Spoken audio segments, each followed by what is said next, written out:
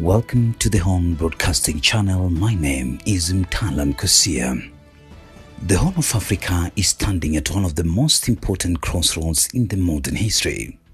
From Kenya to Ethiopia, from Somalia to Djibouti and Eritrea, the region is caught between competing futures, economic transformation or economic collapse. And the truth is this: both futures are possible at the same time. On one side, the Horn of Africa is experiencing massive infrastructure expansion, digital innovation, regional trade integration, energy development, and young population hungry for opportunity. East Africa is currently projected to remain one of the most fastest growing regions in Africa, with countries like Ethiopia, Rwanda, Uganda, and Tanzania expected to post strong GDP growth in 2026. But on the other side, the region is also battling rising debt, political instability, corruption, climate shocks, inflation, unemployment, and conflict. International institutions like the IMF and the World Bank are warning that global fuel prices, food insecurity, and external shocks are placing African economic under growing pressure. So today, we ask the difficult question: is the Horn of Africa heading toward an economic miracle or toward a dangerous collapse? The first thing we must understand is that the Horn of Africa has enormous economic potential. This region sits on one of the world's most strategic trade routes. The Red Sea corridor connects Africa, the Middle East, Europe, and Asia. Countries like Djibouti have already turned geography into business by becoming major logistics and ports hub. Ethiopia, despite its political challenges, it has one of Africa's largest populations and one of the continent's biggest industrial ambitions. Kenya remains East Africa's financial and technology powerhouse, with Nairobi becoming a center for fintech, digital banking, and innovation. The region is also experiencing a demographic revolution.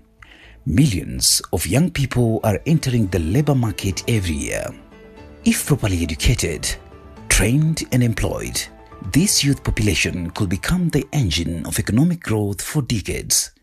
But if ignored, the same youth population could become a source of instability, migration crisis, crime, and political unrest. That is the gamble facing the Horn of Africa today. And perhaps the biggest sign of transformation is infrastructure. Across the region, governments are building roads, railways, ports, airports, industrial parks, and energy projects. Ethiopia invested heavily in industrial parks and hydropower. Kenya expanded road networks and digital infrastructure. Regional organizations are discussing stronger trade integration through the African Continental Free Trade Area. The African Development Bank and the World Bank continue to emphasize that infrastructure will determine Africa's future competitiveness.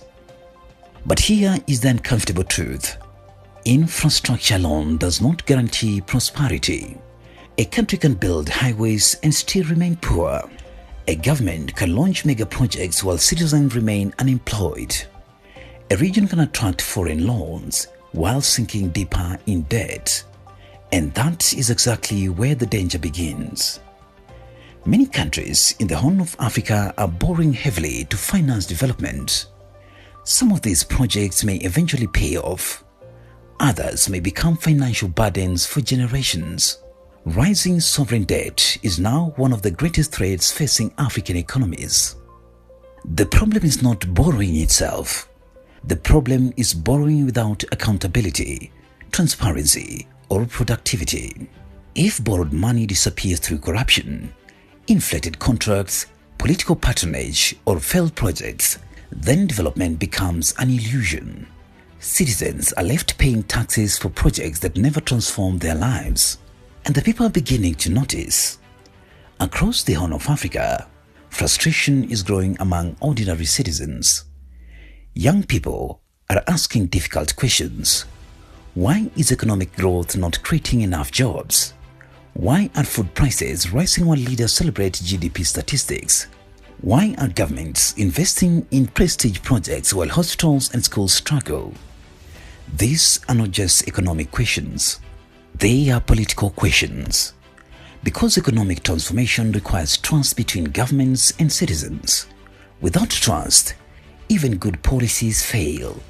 Another major challenge is political instability.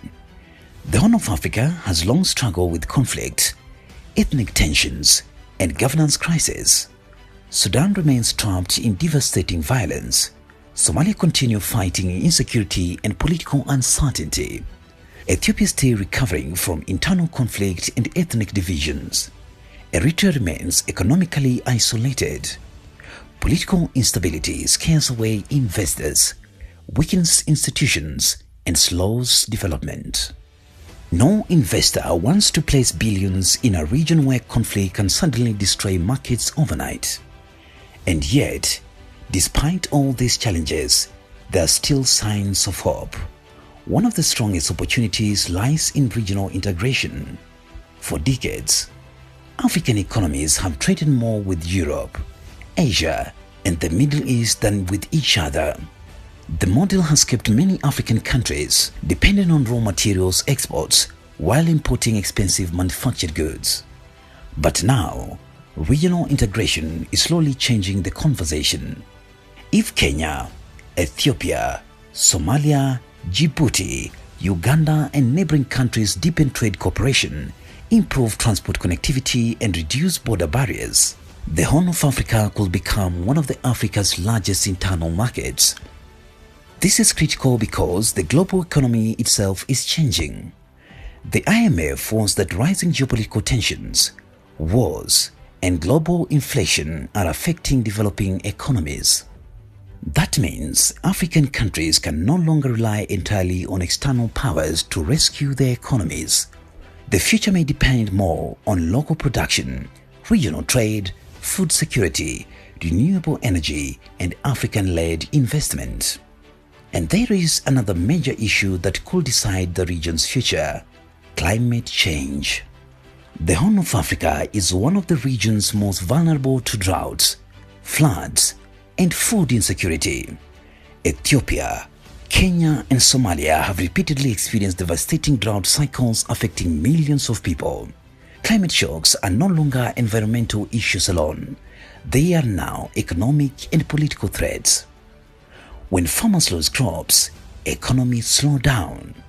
When food prices rise, protests begin. When water becomes scarce, conflicts increase. The World Bank has already warned that climate-related losses could significantly affect economic growth in countries like Ethiopia. This means the Horn of Africa must rethink development itself. The future cannot only depend on foreign loans and imported fuel. The region must invest in renewable energy, modern agriculture, manufacturing, digital economies, and climate resilience.